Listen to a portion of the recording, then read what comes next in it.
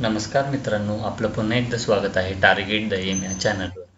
तर आपण rate analysis पर्यंत बघितलेलं आहे. आपण प्लॅस्टरिंगचं क्वांटिटी, ब्रिक वर्कचं क्वांटिटी काढलेला आहे. तर आज आपण कॅल्क्युलेशन फॉर अर्थवर्क बघणार आहे. अर्थवर्क काढायला आपल्याला मेन ट्रेपेझॉइडलचा एरिया, पेरिमीटर हे सगळं आपल्याला लागतो. त्याच्यावरून आपल्याला 3 फॉर्म्युले बघायचे आहेत. एक आहे मिड सेक्शन फॉर्म्युला, दुसरा आहे ट्रेपेझॉइडल फॉर्म्युला, तिसरा आहे सिम्पसन्स 1/3 रूल फॉर्म्युला. तर आपण पहिल्यापासून बघूया. ट्रेपेझॉइडल एक दोन बाजू त्याचे इन्क्लाइंड असतं आणि एक फ्लॅट असतं, जसं की तुम्हाला माहीतच आहे. तर आता आपण एरिया कसं काढतो? Area half into B 2b plus 2sd into D. जर आपण ह्याला सॉल्व्ह केलं तर आपल्याला total area B plus S D into D भेटतं. ही एरिया आपल्याला लक्षात ठेवावं लागतं, कारण आपल्याला जी प्रॉब्लेम्स देतात ती शक्यतो ट्रॅपेझॉइडलमध्येच देतात दिले तर पहिला फॉर्म्युला आहे mid section formula, volume of earthwork, area of mid section into length. तर समजा आपल्याला असं काही एक सेक्शन दिलेला आहे. ही मेन ट्रेपेझॉइडल आहे, ही त्याचा टॉप आहे आणि आपल्याला एक साईडचा हाईट D1 दिलेला आहे आणि दुसरी साईडचा हाईट D2 दिलेला आहे. म्हणजे थोडक्यात ह्या साईडला स्लोपिंग आहे. तसं असलं की आपल्याला डी ॲव्हरेज काढावं लागतो, D1/D2/2. आणि एरिया ऑफ मिड सेक्शन तर आपण वरच्या फॉर्म्युल्यानुसार काढून घ्यायचा, कारण ट्रेपेझॉइडल आहे. B into S D average into length केलं की आपल्याला व्हॉल्यूम ऑफ अर्थवर्क मिळून जाईल. आपण ह्याच्यावर एक प्रॉब्लेम बघूया. D1 दिलाय 1 मीटर, स्लोप दिलाय 1 वर्टिकल टू 2 हॉरिझॉन्टल, विड्थ दिलाय 4 मीटर, लेंथ दिलाय 30 मीटर, D2 दिलाय 1.5 मीटर. तर आपल्याला व्हॉल्यूम काढायचं आहे. पहिल्यानंतर आपण डी ॲव्हरेज काढून घेऊया. पहिला आहे D1 प्लस D2/2. D1 आपल्याला 1 दिलेला आहे, D2 आपल्याला 1.5 दिलेला आहे. डिवायडेड बाय 2 केले की आपल्याला डी ॲव्हरेज मिळून जातो. नंतर एरियाचा फॉर्म्युला. एरियामध्ये आपल्याला बी माहीत आहे, डी ॲव्हरेज आता आपण आत्ताच काढलो. एस बेसिकली स्लोप असतो, जे की आपल्याला क्वेश्चनमध्ये दिलेला आहे. डी ॲव्हरेज तर आपण इथं वर काढलेलाच आहे. 4 ही आपला विड्थ आहे, 2 हे आपला स्लोप आहे, जे हॉरिझॉन्टल दिलेला असतो तेच आपला स्लोप असतो. जर इथं 1.5 चेंज झालं तर आपल्याला ती दुसऱ्या पद्धतीनं काढावं लागतो. थोडक्यात ती राईट अँगल ट्रायंगलची प्रिन्सिपल वापरून आपल्याला काढावं लागतं, जर इथं 1.5 वर्टिकल इज टू 2 हॉरिझॉन्टल दिलं असतं तर.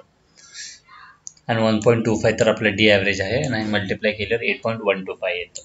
आणि आपल्याला ही लेंथ दिलेला आहे, एरिया इंटू लेंथ मल्टिप्लाय केले की आपल्याला व्हॉल्यूम भेटून जातो. दुसरा मेथड आहे ट्रेपेझॉइडल फॉर्म्युलाचा मेथड. ह्याच्यामध्ये आपल्याला 2 एरिया काढायचा. एक साईडचा एरिया आपण डायरेक्टली D1 ठेवायचा आणि दुसऱ्यांदा डायरेक्टली D2 ठेवायचा आणि 2 एरिया काढून घ्यायचा आणि त्या 2 एरियाचा ॲव्हरेज काढायचा आणि त्याला लेंथनं मल्टिप्लाय केले की आपल्याला व्हॉल्यूम भेटतं.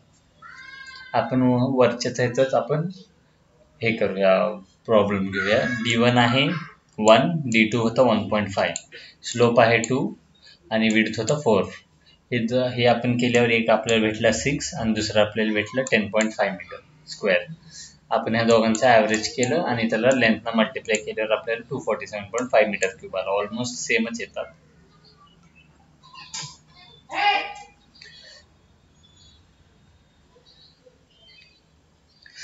आता आपण हे अजून एक बघूया. इथं ह्या प्रॉब्लेममध्ये आपल्याला 4 ते 5 दिलेला असलं समजा हाईट, तर आपल्याला त्याला D1, D2, D3, D4, D5 करून घ्यायचा. मग नंतर एरिया इंटू लेंथ आपण ट्रॅपेझॉइडल फॉर्म्युला आपलं हे होतं. मग आपण त्याला एलला कॉमन घेतला आणि 2ला बी आपण कॉमन घेतला बाहेर. मग आतमध्ये काय राहिला A1 प्लस A1चं जर आपण 2 काढून टाकलं तर तिथं काय राहत नाही आणि A2 सगळे डबल आहेत. म्हणजे A1 सिंगल आहे म्हणून आपण त्याला बाहेर घेतला, A2 डबल आहे म्हणून आपण 2 बाहेर काढला आणि इथं A2 घेतला. तसंच A3 पण डबल येतो, A4 बी डबल येतो आणि शेवटचं जी काय असेल ती बी सिंगल येतं. मग शेवटचं जी काय असेल त्याला आपण AN समजूया आणि लास्टला ठेवा. आणि ज्याचं एक अगोदर असतं ती बी डबल असतं, मग ती AN-1 म्हणून घेऊया. मग हे आपला टोटल फॉर्म्युला मेन फॉर्म्युला बनतो. ही आपल्याला लक्षात ठेवायचं आहे, ही मेन इम्पॉर्टंट फॉर्म्युला आहे ट्रॅपेझॉइडलचं. ही तुम्हाला सर्वेमध्ये सुद्धा यूज होतो. एम्बॅकमेंटचा लेंथ वगैरे आपल्याला काढायला ही फॉर्म्युला लागतो आणि पुढचा जी फॉर्म्युला आहे ती बी आपल्याला लागतो सिम्पसन 1/3 फॉर्म्युला. आपण अजून एक प्रॉब्लेम बघूया. D1 1 metre, D2 1.25 metre, D3 1.6 metre, D4 2 metre आणि लेंथ 30 मीटर. स्लोप सेम मागासारखाच आणि विड्थ 4 मीटर. आपण पहिले A1 A2 A3 A4 काढून घेतलं आपल्या ट्रॅपेझॉइडलच्या फॉर्म्युल्याने. ट्रॅपेझॉइडलचा फॉर्म्युला काय होता? A is equal to B plus SD bracket D. ही फॉर्म्युला बी आपल्याला मेन लक्षात ठेवायचा आहे. हा फॉर्म्युला आपण ही सगळे एरिया काढला आणि त्याला लेंथ बाय 2 ने डिवाइड केले की आपल्याला व्हॉल्यूम मिळून गेला वरच्या ह्या फॉर्म्युल्यामध्ये ठेवल्यावर. मग आता आपल्याला तसं सिम्पसन्स थर्ड रूलचा बी हा फॉर्म्युला आहे. ह्याच्यामध्ये ह्याचं डेरिवेशन काय तेवढं इम्पॉर्टंट नाही. ह्याचं डायरेक्टली तुम्ही फॉर्म्युला लक्षात ठेवा. फॉर्म्युला आहे length bye 3 A1 plus AN. AN म्हणजे लास्ट टर्म आणि 4A2 A प्लस इथलं 4 इंटू इवन टर्म्स जी काय येतील तुमचं एरियामधला आणि 2 मध्ये जी काय तुमचं ऑड टर्म्स येतील ते. ह्याच्यावर बी इथं दिलं आहे this formula is applicable only in case of odd areas with minimum 3 area. जर तुम्हाला 2च एरिया दिलेला असलं तर तुम्ही ही फॉर्म्युला वापरू शकत नाही. ही फॉर्म्युला वापरायला तुम्हाला कमीत कमी 3 एरिया तरी दिलेला पाहिजे, जिथं एक तरी ऑड एरिया यायला पाहिजे. ह्याच्यावर आपण एक प्रॉब्लेम बघूया. D1 ही मागाचाच प्रॉब्लेम आहे वर आपण ह्याच्यासाठी घेतलेल्या ट्रॅपेझॉइडलसाठी. त्याच्याच अनुसार आपण सगळे एरिया काढून घेतले. इथं 2 एक्स्ट्रा घेतलेत आपण. इथं एरिया काढला आणि ती एरियन्सला आपण ह्या फॉर्म्युलामध्ये ठेवलं की आपल्याला व्हॉल्यूम भेटतो direct. Earthwork in hill road. समजा ही तुमची हिलची नॅचरल स्लोप आहे आणि तुम्हाला ह्या टाईपनं रोड कन्स्ट्रक्ट करायचा आहे. तर मग तुम्हाला इथं एवढ्या पार्टमध्ये तुम्हाला कटिंग आणि एवढ्या पार्टमध्ये तुम्हाला फिलिंग करावं लागतं. तर मग तुम्ही असं सेक्शन निवडायचं जिथं तुम्हाला cutting is equal to filling भेटेल. म्हणजे आपल्याला दोन्ही साईडचं जी काय स्लोप असेल ती सेम ठेवू शकतो आपण आणि विड्थ जरी सेम ठेवलं तर आपल्याला almost cutting is equal to filling भेटतो. पण नेसेसरी नाही की ही जी लाईन आहे ही स्ट्रेटच असेल. ही लाईन आपण चेंज बी करू शकतो किंवा नॅचरल टेरेन कसं बी असू शकतं. मग आपल्याला असं एखादं स्लोप बघावं लागतं जिथं cutting is equal to filling होईल. तर आपण इथं एरिया ऑफ कटिंगचा फॉर्म्युला बघूया. Half into B plus SD square upon R minus S. हे आपलं कटिंगचा फॉर्म्युला आहे. तीच आपलं फिलिंगचा बी फॉर्म्युला असला तर आपल्याला cutting is equal to filling भेटतं बॅलन्स कंडिशनमध्ये. मग बॅलन्स कंडिशनमध्ये जर तुम्हाला विड्थ काढायचा असला तर ही फॉर्म्युला तुम्ही इथं वापरू शकता. विड्थ R आणि S. R म्हणजे ही बेसिकली स्लोप आहे. ही 1RH म्हणजे ही हॉरिझॉन्टल स्लोप आहे आणि ही S म्हणजे वर्टिकल स्लोप आहे. हे दोन्ही तुम्ही फॉर्म्युला वापरून काढू शकता जर तुम्हाला विड्थ माहीत असलं तर.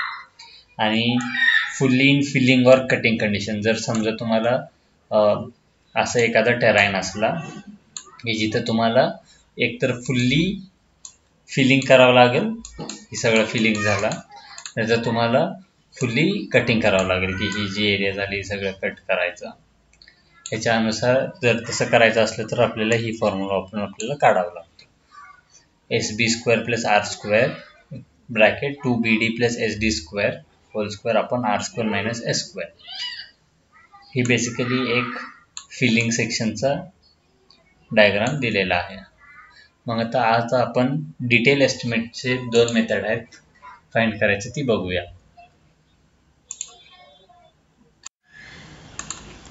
आता आपण डिटेल एस्टिमेट बघूया.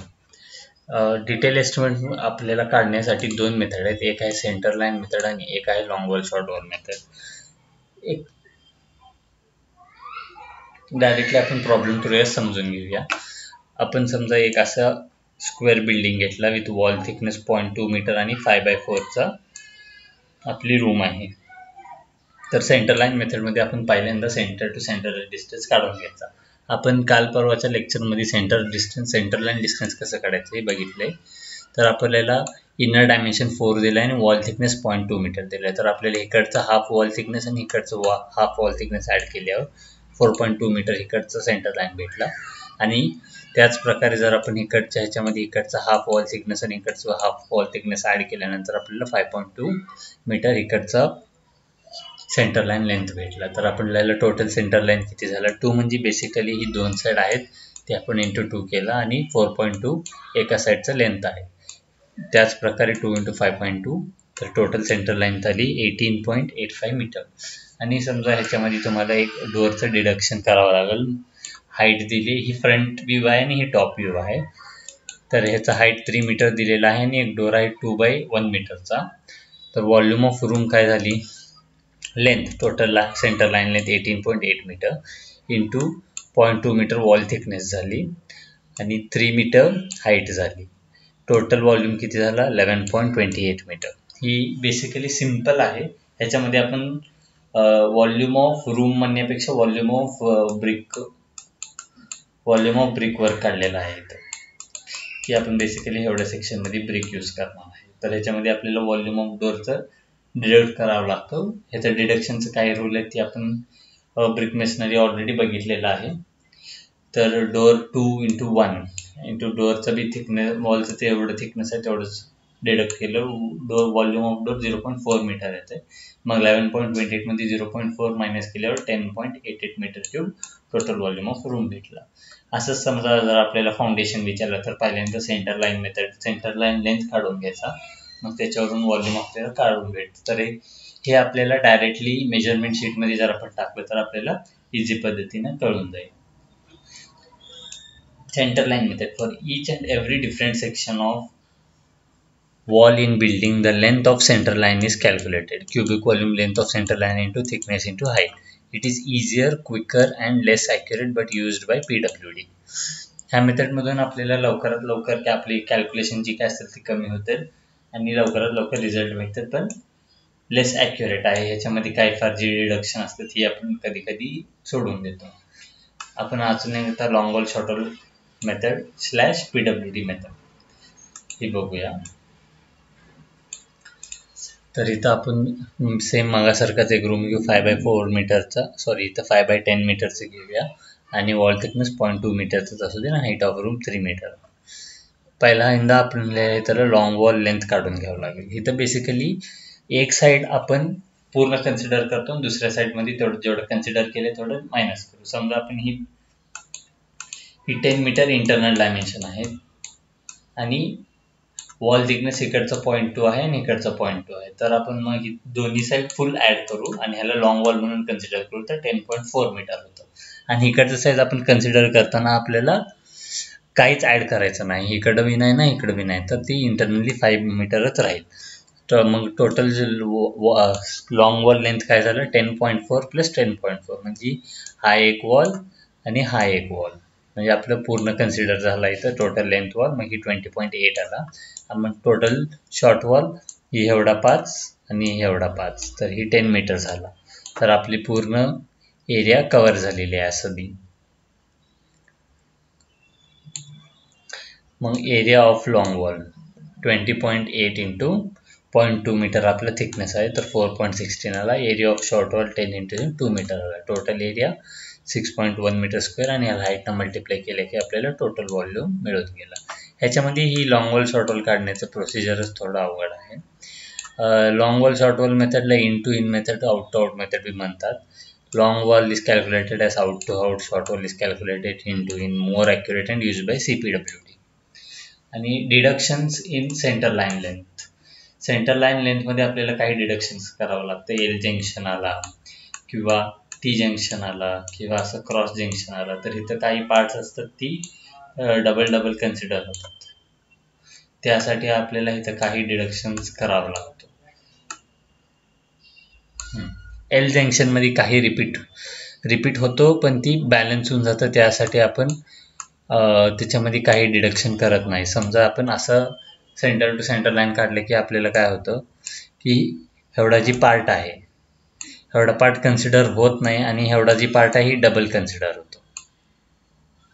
मग एक साईड तिथलं कन्सिडर डबल झालेलं आहे, इथलं जे नाही झालं ते ऑटोमॅटिकली बॅलन्स होतं. म्हणून एल सेक्शन जर आलं तर डिडक्शन आपल्याला करायचं नाही. आणि समजा टी डिडक्शन आलं तर ही सेंटर लाईन लेंथ आहे आपला. तर डिडक्शन आपल्याला T/2 in length of centre line for every T junction. प्रत्येक टी जंक्शनला आपल्याला वॉल थिकनेस डिवायडेड बाय 2 एवढं डिडक्शन करावं लागतं, कारण इथं हा कलर दुसरं घेऊया आपण. हे एवढा एरिया आणि एवढा एरिया डबल कन्सिडर होतो, त्यासाठी आपल्याला थिकनेस बाय 2 डिवाइड करावं लागतं. क्रॉस जंक्शनमध्ये सेम टी जंक्शन सारखंच आहे, इथं सगळं डबल कन्सिडर होतं, म्हणून इथं पूर्ण आपल्याला एक वॉल थिकनेस पूर्ण मायनस करावं लागतं. ह्याच्यामध्ये हे सगळं डबल कन्सिडर होतं, म्हणून आपण सगळं पूर्ण एक वॉल थिकनेस मायनस केले की सगळं सिग्नली कन्सिडर होतं.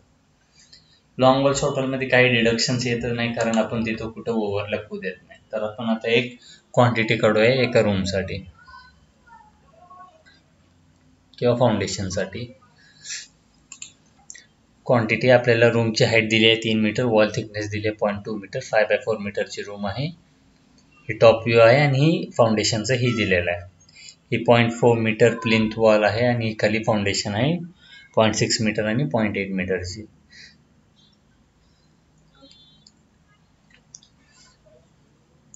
तर आपण पहिला खरं तर आपण खालून जायचं असतं, इथं आपण वरून गेलेलं आहे, तर वरून आलं तरी काही प्रॉब्लेम नाही. वॉल थिकनेस काय आहे पहिल्यांदा वॉलची काढूया. वॉल थिकनेस आहे 0.2 मीटर, हाईट आहे वॉलची 3 मीटर. तर लॉंग वॉल आणि शॉर्ट वॉल काढून घेऊया आपण. लॉंग वॉल शॉर्ट वॉल मेथडने ही प्रॉब्लेम सोडवूया. लॉंग वॉल टोटल किती होतात, जर आपण ह्याला लॉंग वॉल कन्सिडर केलं तर ही 1 आणि ही 2, तर ही 2 झाला. आणि शॉर्ट वॉल पण 2च असतात, कारण 4 वॉल आहेत, 2 शॉर्ट वॉल आणि 2 लॉंग वॉल असणार. लॉंग वॉल आपण ही कन्सिडर करूया, इकडं 5.4 आणि ह्याला 4 आहे, दिस कन्सिडर केल्यावर आपल्याला 6.8 मीटर क्यूब आणि 4.8 मीटर क्यूब क्वांटिटी मिळून जाते डायरेक्ट. त्याच्यानंतर ही प्लेंथ वॉलची थिकनेस आहे 0.4 मीटर, हाईट आहे 0.4 metre. Long wall short wall length काय असेल ती सेम होतं, पण ह्याच्यामध्ये आपल्याला ह्याची जी थिकनेस असते ती ॲड करावं लागते आणि मायनस बी करावं लागतं. ही 2 तर आपले क्वांटिटीज आहेत. इथं 5.4 प्लस पण आपल्याला इथं ही जी थिकनेस आहे जी एवढं डिडक्ट करावं लागतं आपल्याला, ही एवढं डिडक्ट केलं आपण. तर 0.2 असल्यामुळे इकडून 0.1 आणि इकडून 0.1 डिडक्ट केला आणि एक साईड ॲड करायचं, एक साईड डिडक्ट करायचं, ते ऑटोमॅटिकली बॅलन्स होऊन जातं. म्हणजे आपण इथं 5.4 मायनस 0.2 केलेलं आहे, इथं 4 मायनस 0.2 केलेलं आहे. सॉरी, इथं प्लस आहे 5.4 प्लस 0.2 आणि इथं 4 मायनस प्लस 0.2. तर ही क्वांटिटी आपल्याला आलेली आहे.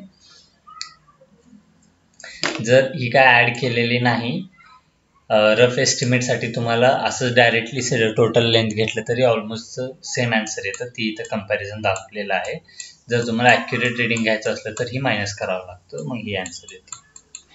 आता ब्रिक फुटिंगची थिकनेस आहे 0.2 मीटर, हाईट 0.6 मीटर, हाईट आहे 0.2 मीटर, लॉंग वॉल 2 आणि शॉर्ट वॉल 2, 5.4 प्लस याच्यामध्ये सेम मगासारखं जर ॲड केलं तर तुम्हाला ॲक्युरेटली भेटेल, जर ॲड केलं तरी ऑलमोस्ट तुम्हाला भेटून जाईल रीडिंग. सेम तसंच कॉन्क्रीट फाउंडेशन 0.8 मीटर ही जी आहे आणि thickness 0.2 metre long wall short wall, आणि जी काय असेल ते एक्स्ट्रा ॲड केलं आहे ह्याच्यामध्ये आणि एका साईडनं मायनस केलं आहे, आणि टोटल क्वांटिटी 19.582 मिळून. जर हीच आपण सेंटर लाईन लेंथने काढली तर आपण टोटल पहिल्या सेंटर लेंथ काढून घ्यायचा असा. बेसिकली 5.2 होतं इथं आणि ही 4.2 होतं, आणि मग 5.2 × 2 प्लस 4.2 × 2 केल्यावर आपल्याला total centre line length 18.8 metre येतो. मग नंतर आपल्याला रूम लेंथ भेटलेली आहे, मग आता आपल्याला विड्थ आणि हाईट ॲड केलेलं आपलं डायरेक्ट वॉल्यूम भेटून जातो. विड्थ आहे 3 मीटर, विड्थ आहे 0.2 मीटर आणि हाईट आहे 3 मीटर रूम वॉलची, तर आपल्याला 18.28 एवढं रूम वॉलची टोटल वॉल्यूम भेटून जातं. आणि ही प्लिंथ वॉलची तसंच सेम, सगळ्याला फक्त त्यांचं थिकनेस आणि हाईट मल्टिप्लाय केले की त्यांचं करस्पॉन्डिंग वॉल्यूम आपल्याला भेटून जातो. आणि सेंटर लाईन आणि ह्याच्यामध्ये काय तेवढं जास्त फरक आलेला नाही आहे. जर तुम्ही बिना ही प्लस मायनस ॲड जर नाही केला तर दोन्हीचा आन्सर ऑलमोस्ट सेम येतात. ही RCC वर्कसाठी काही इम्पॉर्टंट फॉर्म्युलाज आहेत ज्याच्यामध्ये आपल्याला बार बेंडिंग शेड्यूल 3 काढावं लागतं. ह्याच्यावर क्वेश्चन असतात एक्झाममध्ये. तर समजा तुमची अशी एक बेंटअप बार आहे, हुक्ड बार आहे, मग ह्याच्यामध्ये जर तुम्हाला लेंथ काढायचं असलं तर ही डायरेक्ट फॉर्म्युला आहे L + 18D. ही 4D ॲड होऊन असं काहीतरी टोटल 18D होतं. आणि स्ट्रेट हुक बारला आपल्याला जर टोटल लेंथ काढायचा असेल तर ही लेंथ म्हणजे total length of bars up to hook म्हणजे ही छोटा एल इथंपर्यंत झाला बेसिकली. आणि जर ही जी एवढा आहे ही 18D झाला. मग ह्यांचं total length L plus 18D येईल. D म्हणजे डायमीटर ऑफ बार. और length is equal to total length minus end covers plus 18D असं बी आपण घेऊ शकतो. फॉर क्रँक्ड बार्स म्हणजे हे असं आपण स्लॅबमध्ये जी प्रोव्हाइड करतो ते असं क्रँक्ड बार्स. एक साईडला वर येतो एक साईडला खाली जातो ती क्रँक्ड बार्स आहे. तर ह्याची लेंथ आहे L प्लस 18D कारण ही एवढा पार्ट तर आलेलाच आहे एवढा जी की आपण वर काढलेलाच आहे. आणि 0.5H म्हणजे हे आपल्याला जी काही एक्स्ट्रा हाईट प्रोव्हाइड करावं लागलं ती झालं 0.5H. हाईट ऑफ क्रँक और depth of bar from bottom of slab और minus top corner minus thickness of bar. हीच फॉर्म्युला आपली इथं खाली एक्सप्लेन केलेला आहे. जर डबल क्लँक असला तर हाईटला डबल मल्टिप्लाय करायचं. आणि मग ही 2 लेग स्टिरप्स बेसिकली असं असतं. समजा हे आपण इथं कॉलमचे 4 रिइन्फोर्समेंट प्रोव्हाइड केलेलं आहे. तर इथं एक साईडला ए आणि एक साईडला बी घ्यायचा. तर 2 प्लस ए प्लस बी म्हणजे दोन साईडचे कव्हर होतात. इकडचा 2A म्हणलं ही एक कव्हर झाला, हे एक कव्हर झाला आणि हे एक कव्हर झालं. 2B म्हणलं की हे एक कव्हर झालं आणि ही साईड पूर्ण कव्हर झालं. मग ही जी बेंट आलेला आहे इथं 2 लेगसाठी ही कव्हर करण्यासाठी ही प्लस 24D आपण ऍड करतो. तसंच 4 लेग असला 4 लेग कसं येतो असं ह्याच्यामध्ये बेसिकली जास्त रेन्फोर्समेंट असतं.